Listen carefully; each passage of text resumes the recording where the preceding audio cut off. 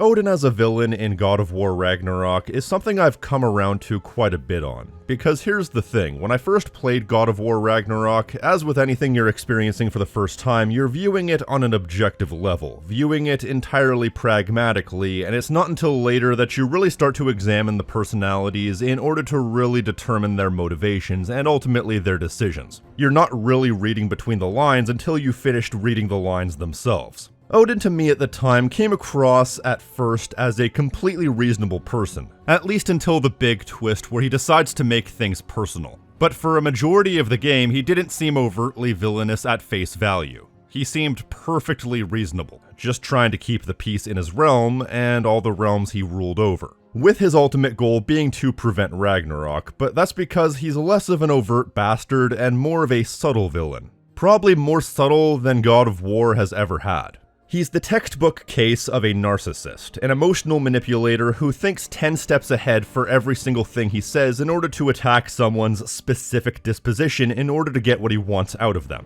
Atreus is a bratty teenager who feels like he's not being listened to, and so Odin manipulates him by being nice to him and giving Atreus everything he wants, being the father figure that Atreus thinks he wants Kratos to be. Meanwhile, Thor is a broken down past his prime drunk with family issues, and so Odin verbally berates Thor and beats him down emotionally in order to keep him in line. You're never quite sure what's going on with Odin. You're never quite sure if you've ever really even seen the real him, because everything he says specifically to be the silver-tongued snake to each person he interacts with, and he's constantly talking out of both sides of his mouth. He's a villain, but a villain that doesn't need to burn down orphanages to get the point across that he's a villain, and I absolutely adore this scene where he confronts Kratos. It's up there as being one of the best scenes in the game, in a game with a lot of great scenes, because it showcases just how differently Odin treats Kratos and vice versa compared to every other character in the game. I know you're not the god you once were, and now is your chance to prove it. Return my son, or you may meet the god I once was. Odin doesn't give Kratos any leeway, and that's because Kratos sees right through Odin. He sees through that calm, reasonable facade and sees the manipulative narcissist underneath. He's dealt with people he's trusted stabbing him in the back. He's dealt with people manipulating him. He's dealt with silver-tongued liars. So his trust issues and life experiences means that he sees exactly the person Odin is underneath the facade. Hence why Kratos refuses to give Odin the time of day from the beginning. So the interplay between the two is brilliant. But this scene has been a source of contention for a lot of fans ever since the game came out. It's mostly because of this one exchange. What do you even know of godhood? In your lifetimes, has anyone ever worshipped you? Ever prayed to you? Can you even imagine that kind of love? No!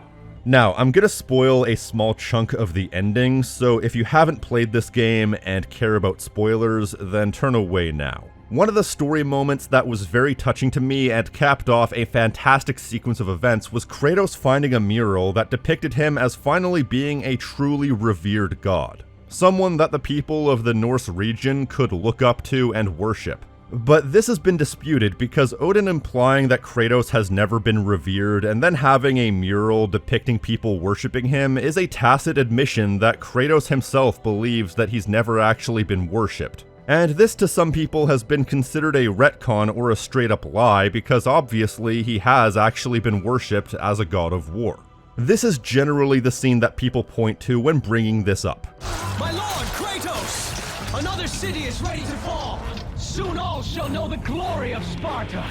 But I think the people who argue against what Odin says miss the real nuance of the situation. There's 3 key points here that makes what Odin says correct to a certain extent, or at least makes it a great half-truth that would cut through Kratos. First of all, this isn't what I would personally consider worship. This is worship in the same way that lending your buddy money and then him thanking you for doing him a solid is worship. Kratos is favoring these people on the battlefield, and therefore they're worshipping him as the person giving them the advantage. Meanwhile, everyone else is completely afraid of him, or at least utterly despises him. The term here is fair weather friendship, or fair weather worship as the case may be. They worship him insofar as he's the one doing them a solid, but real worship is not conditional. You see, I'm not necessarily a religious person myself, but I've known a lot of religious people throughout my life. And if there's one thing that you can count on a theistic person for, it's that no matter how badly things are going in their life, they still keep their faith. They still worship the god or gods they believe in.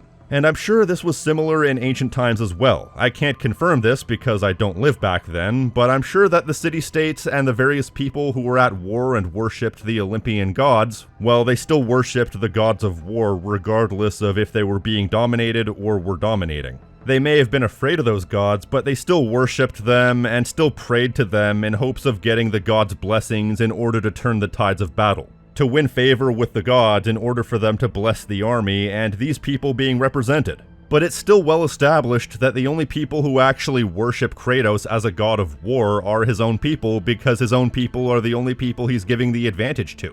Everyone else either fears him or hates him, from the gods on down. This was probably true for Ares as well, in that I'm sure that the Athenians weren't exactly praying to him by the end, but I don't think Ares cared, unlike Kratos, nor did he live long enough to regret his choices. Kratos, on the other hand, has, but I'm getting ahead of myself. But it's also worth noting that Kratos was a well-known figure in the world of mortals before he became the god of war, so it's not like people were going to be readily willing to worship someone who had clear relations and was getting himself personally involved with mortal conflicts. And with that, I've slyly transitioned to my second point, which is the relationship that Kratos has with the Spartans specifically. He was a famous general of the Spartan army, well known for his brutality and effectiveness. So he was pretty well immortalized even before he became a god, but when he did become a god, the Spartans worshipped him less as a god that they genuinely liked and more as a god who happened to be one of them, and it helped that he favored the Spartans on the battlefield. But even if he stayed out of all the mortal conflicts, this would apply if he were from anywhere. If he were from Athens, Argos, Rhodes, Syracuse, etc., he would be worshipped by those people. So even before he really had a chance to stake his claim as the god of war, he was already worshipped by the Spartans. This is basically confirmed in Ghost of Sparta. There's a text blurb in the Temple of Ares that alludes to this.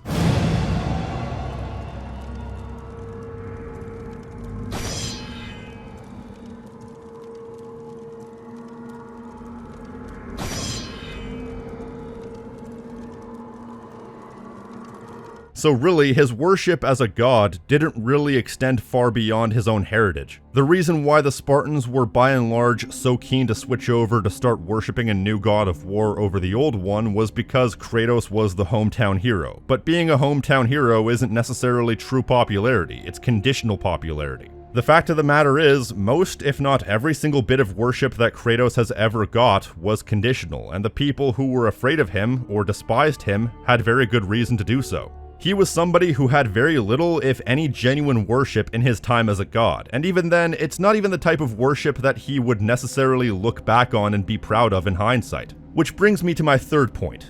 Odin isn't necessarily telling the truth, but he also isn't lying. This goes back to Odin's ability to talk out of both sides of his mouth. Here's the thing, contrary to popular belief, Kratos isn't stupid. He knows that what Odin is trying to say is a half-truth at best, and he's only saying it to get under Kratos' skin.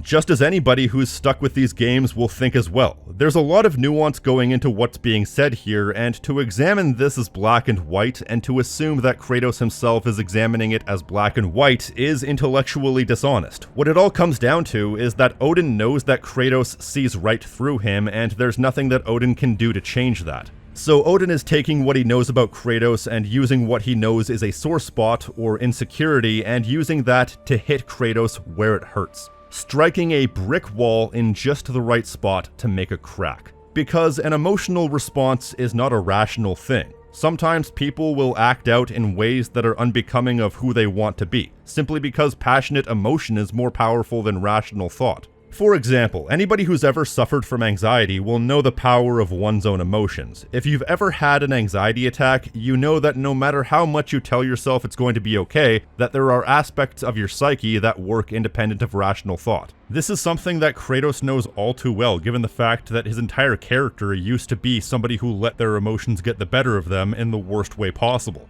And while his emotions may be under control now, that doesn't mean they're not still there and aren't as powerful as they were before.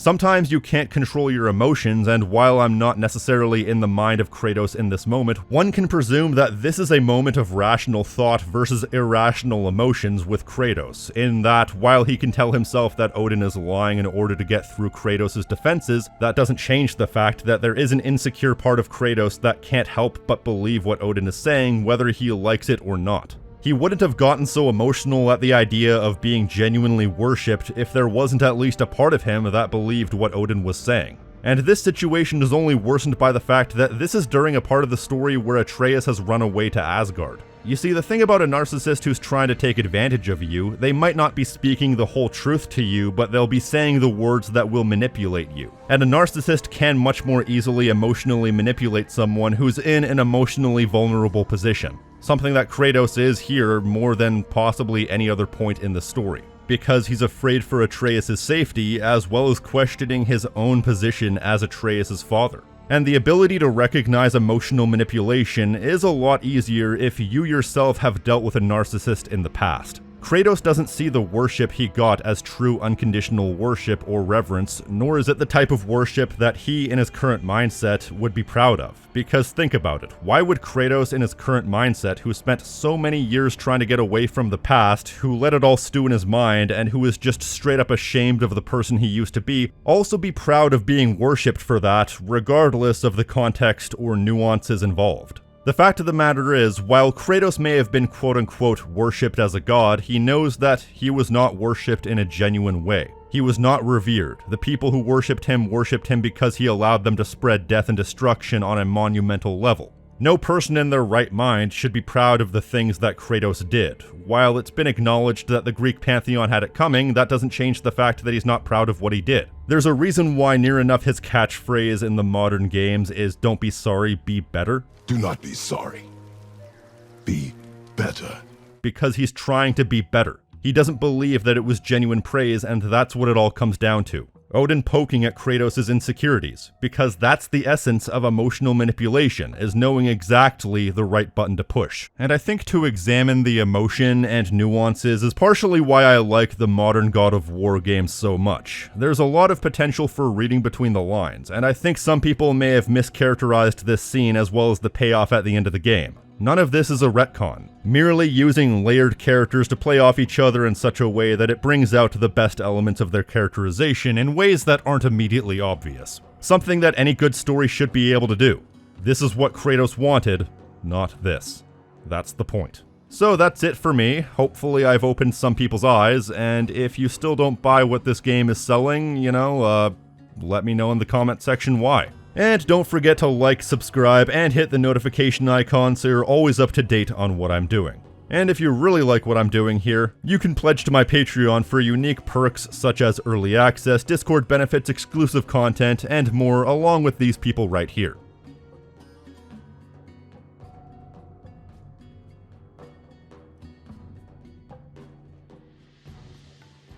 And an extra special thank you to Brooklyn, Deep Etch, Gaw004, Cotton Swab, Christopher Fulton, Layabout, My Name is Tank, FarmCat84, Raph, Ty Trovey, and Weird Webster for going above and beyond.